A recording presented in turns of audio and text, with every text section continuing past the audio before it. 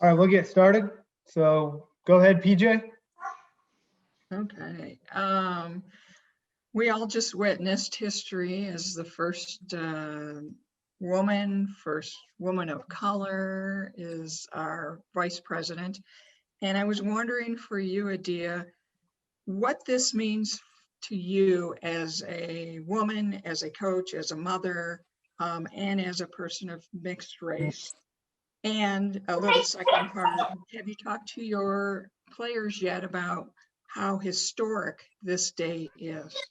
I haven't yet. I haven't talked to them about how historic it is, and I think they'll realize more.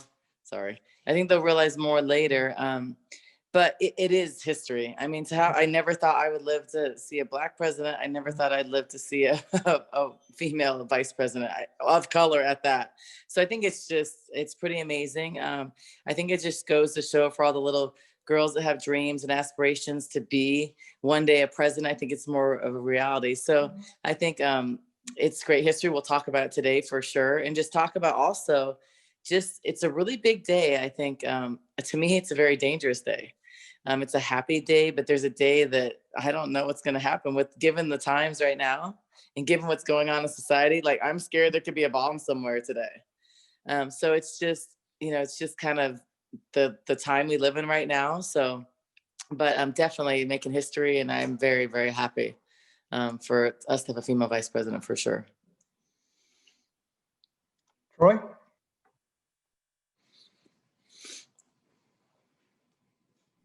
There we go. Sorry about that. Yeah, I got it. So as you guys start this week, you have Utah and Colorado coming up. Colorado is coming off of a win over #1 Stanford. How do you prepare for Utah and try not to overlook to the Colorado game? Well, we for sure cannot overlook anybody in this conference because our conference is just that strong. Utah's a very good team. Their record doesn't indicate how talented they are. They're a very dangerous offensive team that's hard to guard. So my first thing is we got to try to focus and win on Friday and not overlook Utah, because you see what happened, just like you referenced to the Colorado-Stanford win. So I think that take one game at a time, continue to do what we do. We're not going to prepare any differently. We're ready for this weekend because we know it's a really big weekend for us as far as standings, as far as taking care of home court, all those things. It's a really important weekend. And then we recognize that Colorado is a good team. Their record does not indicate how they're. Remember, we're playing 22 conference games. We normally would have 95% of us in our conference would have came into the Pac-12 with like 10 to 13 wins. Now we're doing all of those things in the Pac-12, which is the toughest conference with 5 ranked teams. So I think for us, knowing that they're both hard games, even at home, they're hard, but they're a little bit easier than they are in the mountains. I'll tell you that. But they're both really good teams. I think what scares me also about Colorado is they're playing really well. Hollingshed is a very tough guard. She's very versatile. She's a tough matchup for us. So the way they're playing, the confidence they have, they're going to be two really hard games. Ryan? What are the challenges when you face a team for the second time in a season?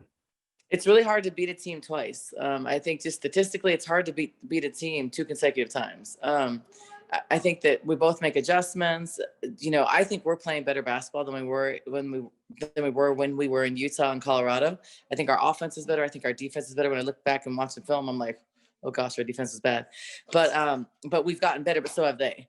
So I think there's a combination of all those things. We both have gotten better. And these are tough games. There's no team in this conference that's an automatic winner that's easy to play. And the thing is, they're playing well right now. And if you look at Utah, they have great shooters. It takes one night for their shooters to kind of get going, and then it's a different game. And if you look at us, look at the way we performed against Stanford, and that was credit to Stanford. But we looked awful, but we looked very different. It's kind of like how we performed against Oregon and how Oregon looked. It just happens those nights. You let a team get going, get confident, it's hard. And we did that against Stanford and got killed. I know Stanford's better. I don't feel like they're 30 points better, but that night they were. So you can't overlook anybody in this league.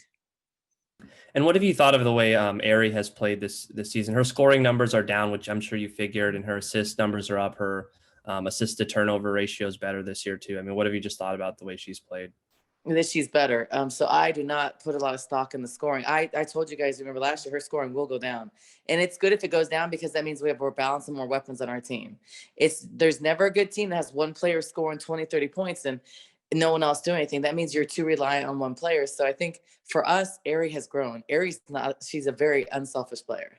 She's a player that wants to win at all costs. So if that means not scoring less, taking less shots, she'll do whatever it takes to win. That's just who she is. So for her to improve her assist to turnover ratio, that's one of the most important things for her to continue her career and be a professional. So that's awesome. And then for her to have more assists, that means she's creating points for her teammates. So that's more important even than her couple points. So if you go down 4 points and create 10 more points, you've improved. So she's became a better point guard. She's a better leader. She's more vocal. She tells people where to go. She didn't do that a couple of years ago. So she's evolving into like the best, not the best point guard in the country and one of the best overall players. And how do you think she's been able to improve her assisted turnover ratio? Just making the better decisions, worked a lot, watched a lot of films, studied, and understanding who to give the ball to where. Like you're not going to give the ball to Samaje on the run. It's just, or you cannot give certain post players a really like strong, fast pass when they're moving. It's not, yes, is it a good pass? Yeah. And Ari, you could catch that pass, but you're a guard that's really fast. Like a 6'6" player can't catch a pass like that. So I think just understanding who to pass to when and putting them in situations to score. So putting them in the right situations, maybe like Samaje, let her cut down to the block, give it to her, like give it to her on a roll after she sets her feet and leg whips, like those things. But it takes basketball IQ, and it took Ari learning more and becoming a smarter player to do that. And I'm so proud of her because there's even sometimes it's not a bad pass, but it's a hard pass to catch. So I think those things will also be easier for her when she becomes a professional, because you're playing with all professionals. It's the levels really different. So I remember my first couple years in the league in 1998, Tisha Pinachero. She's like a, I don't know, 7-time all-star, just great player. I remember when I first got there, like we were getting hit in the face with balls. And then after that, you learn, we would run through the lane like this because like, if you didn't run through the lane like that, you were going to get hit, just a matter of when in practice, because she was a great passer. So I wasn't used to playing with someone like that. It was like, no, look, boom, so people boom, but like, you learn. And so it just takes time, but Ari's improved so much. I'm so proud of her. PJ? And speaking of, to continue on this, so how hard is it for a player who sort of is known for one thing? She obviously continued that, but then to switch to learn to be a better point guard. I mean, she really sort of has evolved. How hard is it for any player to take that journey? It's hard to improve, I think, because like when you're in the moment, you kind of do what works. So an example is when I was a college basketball player, I was a really good forward in college. I wasn't a good forward in the pros. I had to change to a 3. Looking back, obviously hindsight's 2020. Looking back, I would have worked on becoming a 3 on my own time. I would work on my 3-point shot or worked on my ball handling, because at the next level that would help me. So a lot of times you're content and you're with what's working now, but like if we have aspirations to go play pro and stuff, you have to grow your game. So in the pros, you have to be a point guard that can tell people where to go. You have to know all 5 positions. You have to direct traffic, and you have to know when and where to run certain plays. If you don't do that, you're not going to be successful. So I think her learning and understanding, and just us teaching her, because I've been there and I know what it looks like, and I know what you have to do. And so talking to her about learning those things and teaching her the game is a service for her. I think a lot of programs don't teach basketball. They don't teach how to read screens. They just say, okay, you're really fast, just do this, because it works to win. But I think in our program, what separates us, and I think that's one reason why we've been able to climb faster, is getting good players. Without Ari, without Ari, Kate, Sam, without our best players, we don't do this. They're the foundation. But also they're improving. Like Kate's getting better, Ari's getting better. Look how much Sam's improved. So we take pride in getting our players better, because we don't have on our roster 7 All-Americans. So we have to teach the game, and it's a slower process. Like the way we look now in the first month or first 2 months, we're halfway. we should look better in another month. Our offense should look better. Our defense should be more organized if we're teaching the game. If we're not, you won't see those improvements. So I think we do a good job of that. And all of our coaches take pride in that. And that's the reason why they coach here, because I value skill development. And Troy, go. how, with that skill development, is that something that even you're hearing from recruits that now they're looking at, that they're seeing how areas developed and Sam and Kate, and then do they have they commented to you that like, wow, you're real good skilled, your program, you guys, you coaches do this very well. I'm really interested in going to Arizona. Yeah, a lot. We've gotten a lot of recruits for that. We just got the commitment because the player, she's a gym rat. I can't say her name, but she wants to get better. But I think it's not only on the coaches, it's also on the player. If you have the desire and the will to get better, you're going to improve. So we're just a resource for them. I don't say it's our coaches, the reason why Ari improved, the coach's reason why Kate. No, it's the player that turns their mind, that wants to be better and is hungry and like a sponge. But us, we give them the resources. We're available anytime. We tell them you need to work on X, Y, and Z. So let's work on that every day for 10 minutes. Let's work on one thing per season or one thing in the off season.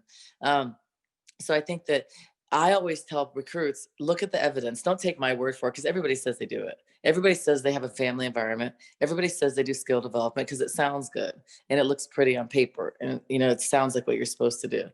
But I think that I tell players, don't listen to what I say. Look at the players. Go look at Ari when she was at Washington. Look at Ari now. Go look at Kate when she first got here. Look at her freshman year. Look at her now. Look at Sam when she was at AAU. It's all online. Or look at her freshman year. Look at her sophomore. Look at her junior. You should see improvement. If not, we're not doing our job. And I think, and the players have to buy into that. That's a culture. So if you have players that have the burning desire intrinsically to be better, they improve. And that's the culture. We didn't have that culture a couple of years ago. I'd say last year we had that culture a little bit. Now it's the culture. Now you walk into the gym, everybody's shooting. Now you're after practice, everybody's shooting. Now the day off, if there's the guns up, everybody's shooting. But that's a culture thing. So that also leads to players getting better. So I think it's all those things combined. But players look at that. They look at skill development. They look at players' improvement. I mean, no one would have thought in a million years that Ari would come to Arizona and be up for the Wooden Award, Naismith, everything. No one would have thought that. No one would have thought, if you look at Ari, she's going to be All-American. So I think that, people look at her progression and they look at how she's helped this program evolve. And we jumped on her back, and she's leaving a legacy. And a lot of it's attributed to her mindset and what she wants to do. And she's going to be successful. She'll be a top 3 pick probably in the WNBA draft. I mean, I wish she could stay another year, but I can't talk her into staying in college another year. But it would be awesome if she did. You'd be surprised. We'll have some people that you don't think will stay, I'm sure. Troy? So, Coach, you mentioned it that, 11 games left halfway through the season. How would you evaluate your team to this point from when they started, and what do they have to work on to improve? I would evaluate us as good, not great. I think so the Stanford loss, they were number 1. They're a little better right now. That loss is okay for me because it's a reality check. Not any loss is okay, but I can accept that because they're better. At that night, they were much better. And we got a taste of what number 1's like, because to me, they're a number 1 team, even though they dropped, I think, 5 this week. But they're really good. They're solid. They're deep. They're tough for us to match up with. So I'll take that kind of giving us a reality check.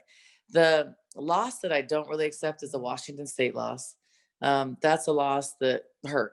And that stung a little bit. We played so well in the first half, second half, and then to lose at the buzzer, giving up that lead, and give Washington State credit because they played out of their minds and they took the game from us. So that's a loss that I'm not satisfied with at all, but it's also another learning lesson. And then I think this overall, I think good. I think we're getting better. I think we're improving on things, but not great. We're not where we need to be. We still need to continue to improve on the boards. We still need to be more consistent defensively for 40 minutes. We haven't put together a game of 40 minutes of great basketball defensively. Offensively, we still stall the ball sometimes. We're very slow in our offense at times. We go through these scoring droughts of 2, 3, 4 minutes. and that they hurt you down the stretch. So we're working through those. Now there isn't 4 of those, there's like 1 or 2 of those. So we are getting better, but we have to improve offensively. We have to, still continue to get people involved. I think for us to be great, we need to get that 3rd, 4th player in double digits in scoring. So I know Kate's right around 10. We need Kate to be a little bit higher. Kate should be our 2nd one. That should be at 12, 14 points. And then Sam needs to be that 10, 12 points, which she's capable. I think also Trinity is capable. She needs to be in that double digit scoring. And then we need Bendu and Shayna. So I think that those players, and Helena. So that core, we need 4 of those players in double digits in scoring for us to be solid, because then that means that offensively we're getting productivity out of all of them. And that's how you have a great team. You have great balance. And that's what Stanford has. That's the best teams in the country have. Justin? Coach, are you able to comment on Madison Connor and her status? Yeah, she's been cleared to go. She actually just got cleared, I think this morning. So cleared to go. Her status is she's with our team. She's available. This week, as soon as you, like right when you come and you sign with the school and you arrive, you have to be at a lesser, no. You have to be at a modified capacity, just because of D1 athletics, and you can't just go in and start like pressing and stuff when you just came from high school. Right. So she's got to be limited. She's at 50%. So she probably won't be available this week. She could play limited minutes, but she just has to learn our system, get involved. But I think you guys might be surprised. She might be someone that can help us down the stretch. If anything, I'm going to give her experience. I don't look to her and say, oh, you have to come in and play significant minutes. I look at her and say, this is a freshman that has a free half a year. We're going to develop her. We're going to teach her our system. We're going to have her go against some great players and practice every day. So next year, and she's a freshman, she's not going to feel like or look like a freshman. So for her, it's tremendous experience on a top 10 team that will pay dividends later. But she's an incredible shooter. She's got great rotation on her ball, good technique. She is a shooter. And so you never know. She could help us down the stretch. If anything, she's going to help us in practice, and it's going to help her get better. And that's a pretty big jump, going from, playing high school ball and then playing Power 5, Division I basketball. What about her game and what about where she's at right now allows her to be in a position to possibly get some minutes? Well, and I don't know, because I don't know how she's going to perform yet. Like, it's very hard to be thrown into a team during this halfway through the season that knows everything and just say play. So my expectations aren't for her to play. I think it's going to be very difficult. But if I can give her a couple minutes here and there for experience, I will. But I think that it depends on her learning curve. It depends on how she does in practice. But from what I know of her, and I recruited her, and I was the first person to offer her a scholarship back 5 years ago. So I've been recruiting her for 5 years. I know her. She's fearless. She's a competitor. She's a great shooter with a quick trigger and deep range. And she's a basketball player. She's a gym rat. She's in the gym every day. So those things, it helps us in every way. We want more people like that. We have that now. And so for her, I think that that's what could possibly give her the edge and possibly give her a chance. And think about it, when you're a high school kid and you're just coming into college, you have no fear because you don't really know what's going on. You're just kind of thrown into the mix. You haven't had time to think about it. So I think that it happens so fast. I think she's going to be fearless because she doesn't have any pressure. She's a high school kid. If she doesn't do good, oh, well, she does great. It's like, there's no pressure on her. So I think she's going to be great. And hopefully there's a time when I can use her for a few minutes for the future. Thank you. You're welcome. PJ? Yeah, I heard that you are featured in a documentary that's coming out that a U of A film student did. Oh, yeah. Full-length documentary on Adia Barnes. And it comes out, I think it's going to be shown early February at the Loft. And Should I be scared? That's was wondering I'm kind of scared. what you think of that, to be, you've been, we talk to you every week. Pac-12 has had you, and TV stations have you as they feature you in a story. But to have a full-length documentary on you, what does that feel like? Well, I didn't really even know that. I knew that there was something written on me, but I didn't really know what it was. So it's gonna be in the loft. That scares me very much so, because I have no idea what that's gonna be like. So I hope I see it first. Terrifying. No, I think it's an honor that they even would spend the time to write about me, because I'm really not that interesting. So I don't know. I hope it's not. I hope it doesn't scare people. I hope after people watch it, they're not like, I can't stand her, because they may say that. Who knows? It's honor. It's really nice. I remember doing some interviews with her during COVID, and but I didn't know it was like being shown. I thought it was something written. I didn't know if it came out yet. I didn't really have details on it. So we're gonna see, but it's scary. You guys will probably hear about it before I do, so please tell me. Please DM me or say, hey, here you go, you can see it first. Alec, go ahead. Yeah, kind of switching topics again. This past week, the Pac-12 on the men's side announced that they were shuffling the back end of the last week of the schedule, and so I think Arizona and ASU, they played twice in a 5-day span this week. I was wondering if you were hearing anything similar for the women's side, because I know you guys still have the Washington game to make up, hopefully at some point. I didn't know if you were hearing any plans of shuffling schedules late in the season.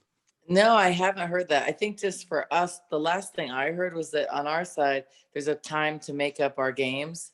During the Pac-12 tournament. But the thing is that the men have missed a lot more games, I feel like, and I don't know the stats on this, but I feel like they've had our men, I think, have had like 7 games canceled. I mean, we've had 1. So I don't know if the numbers are way different on the men's side. I'm not sure. But I think for us, the makeup, I obviously would want to make up that Washington game. So depending on, I don't know when we make that up. I also don't know how it works, because I think some teams, I don't know if they'd want to make up the game. So I don't know what the pressure is to do that or not, but we've missed 1 game. So I'm really not stressed. If we don't have the Washington game, it's not the end of the world for us. It's not going to hurt us unless now we have a ton more games canceled, but we've missed 1 game. So I think we're fortunate for that. ASU has missed more than us. I think they've missed at least 3. Yeah. So I haven't heard anything about it. Okay, thanks. Yeah. My hand raising feature doesn't work. All right, go ahead, Kim. Come on, Kim, let's go. I wanted to ask you a little bit about Hollingshead. You brought her up earlier, and just over her career, she's kind of been underrated, even though, she's a really good player. What do you think about her development? What do you see different this year? Just tell me a little bit about your thoughts on her. She's hungry. When she plays really well, her team can win a lot of games. She's a very difficult matchup. She can shoot the 3. She can face up and drive. She's got good size. So she's tough for a quick 4 because she'll post you up. She's tough for a taller 5 because she's more versatile. She does a lot of rips and goes when she faces up. Very good player. I think she is underrated, but I think she's kind of really came into her own the last couple of years. But I think also it goes to, if Colorado has a lot more wins, I think she gets a lot more publicity. I think that's unfortunately how it kind of goes with basketball. But she played out of her mind and was incredible, and that's the reason why they beat Stanford. So she's a big part of that. So really scary. We have to guard her in different ways, and we have to contain her, or else Colorado will beat us. So we know that. I think she's going to be more of a focal point on people's defense, because she's that good. And I think we all saw what she's capable of doing. But she's very, very talented and really versatile. She reminds me of a Kevin Garnett type player. She's versatile, she's springy, she's athletic. Yeah, she's a tough guard. And she's very physical. She's not afraid. She likes to talk. So I think she's also intimidating for a lot of players. Ryan, go ahead. I just want to see if you had an update on Samaje and what her status is. Yes, so Samaje's back. She's working out today. We just took it easy because she was still having some symptoms last week. So we weren't trying to rush, but she's back in skill work today and practice. So she'll be available this weekend. And Samaje, we need her. Samaje is an important player. You remember when Dominique was out last year, Samaje helped us win games. Samaje's 6'6", a presence inside. So we need her to play good. I think we're a lot better when Samaje's ready. She's in and she's available. And this weekend we can really use her, and especially going into the LAs next week. Are there any other questions for Coach? All right, thanks, Coach. Okay, thanks, you guys. Stay safe. Thanks, Coach. All right, everybody, we've got Ari McDonald here. So we'll use the raise hand function again, and we'll get it going. Ryan? So Ari, your assist to turnover ratio has improved a lot this season. I'm just curious what you would attribute that to. Just knowing my personnel, knowing who I'm passing it to, and knowing exactly where I'm passing the ball. I'm trying to put my teammates in successful positions. So I mean, I'm making a real conscious effort of taking care of the ball. And since you've gotten to Arizona, how much do you feel like you have a grasp on more of the nuances of the game? Like Adia was saying, when you know maybe when to throw a hard pass, when not to throw a hard pass. Like you were saying, kind of you know your personnel. I mean, how much have you learned at Arizona from that? I learned a lot, and I think Coach Barnes has helped me with that. I throw a pass and I look at her, I'm like, oh. And she's like, that's probably the wrong person. Like, you throwing at me, well, making that pass too. So I mean, I think she's kind of helped me, and just like I said earlier, just knowing my clientele and just I want my teammates to score. So I mean, I'll try to do a better job at putting them right by the bucket. And is that something you learned just based by playing more? Is it when you're watching film you notice it, or is it something that you do in practice? I mean, how do you learn things like that? Definitely trying to pass this out in practice, and also just when I watch film, like I know exactly when I mess up. So I mean, I'm like, okay, I'll talk to Coach Salvin. I'm okay, I know what I could have did better right there. So just film and just trying stuff out in practice, so I'm able to do it in the game. PJ? Hi, Ari. How would you evaluate where you think the team is at just about halfway through the season now?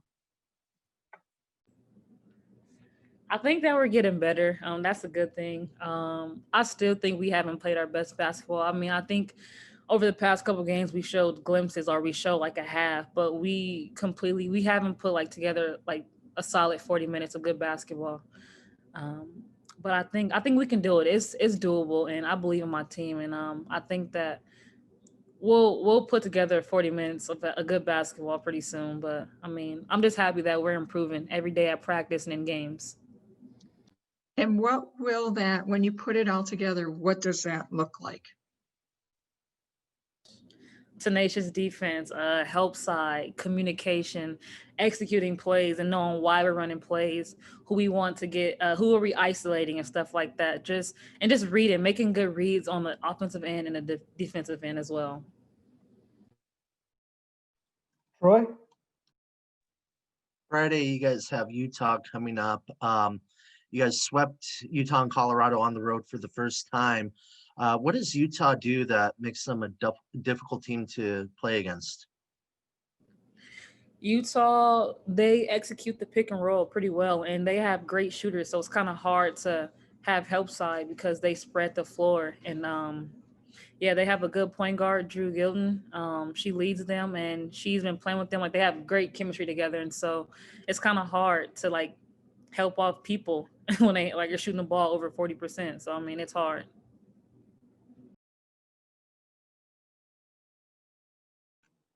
Justin?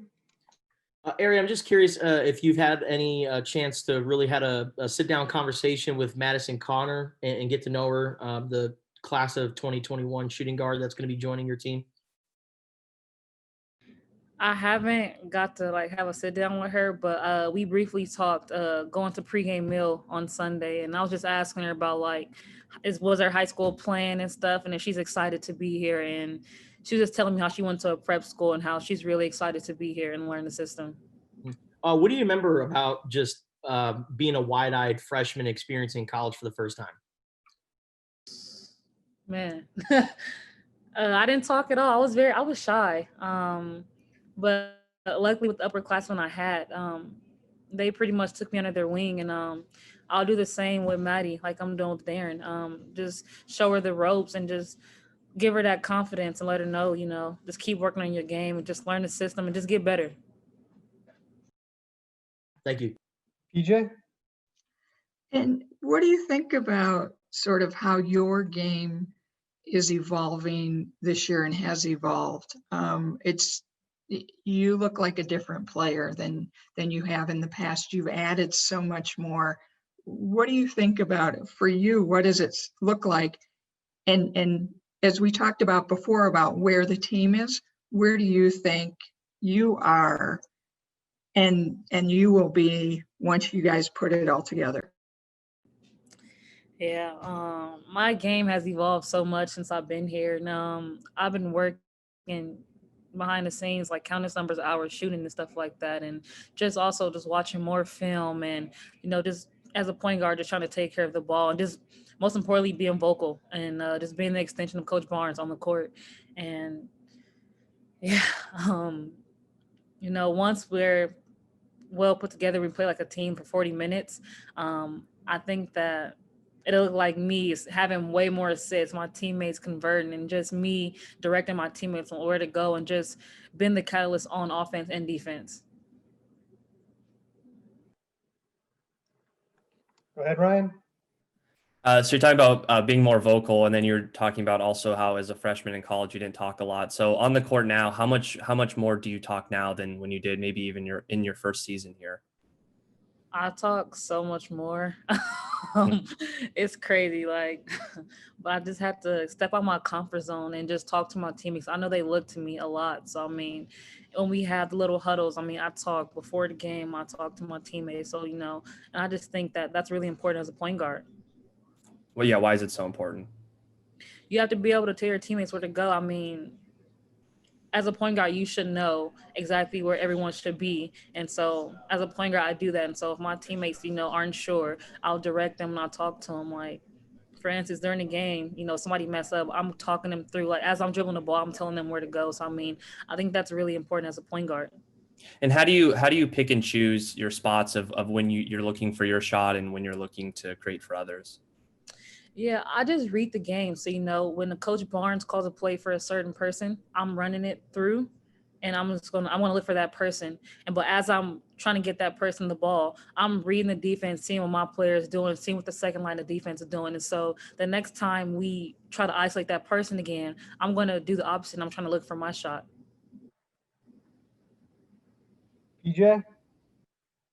How important do you think this past weekend was in the team's sort of, progression in this season?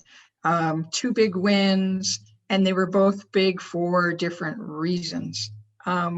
So where does that put you on your progression and how important were they? Yeah, that sweep was so important and it was crucial. We're in a tough conference and anybody can be beaten any day. And so the way my teammates showed up on Thursday and the tenacious defense from beginning to the end, like, I love that. And we beat everybody but Oregon. So that game, everything was on the line. It meant a lot, and we were very motivated. And we told the newcomers, like, hey, we have not beat them yet, and we really want to win. And so that game was big, and I think everybody knew, like, how big that game was. And then, we always go back and forth with Oregon State. They're a great team. They lost some key players, but they're still great. And yeah, it was big because I don't remember.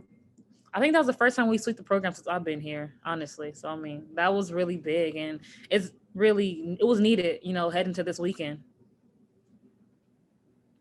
And how did that help you get like one step closer to being where you think you can be?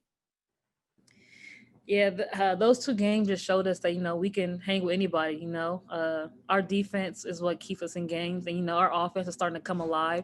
We're starting to execute and convert. And so I think that's really big. And I just think, once we're playing great defense and we're executing, I think that we can hang with anybody and beat people as well.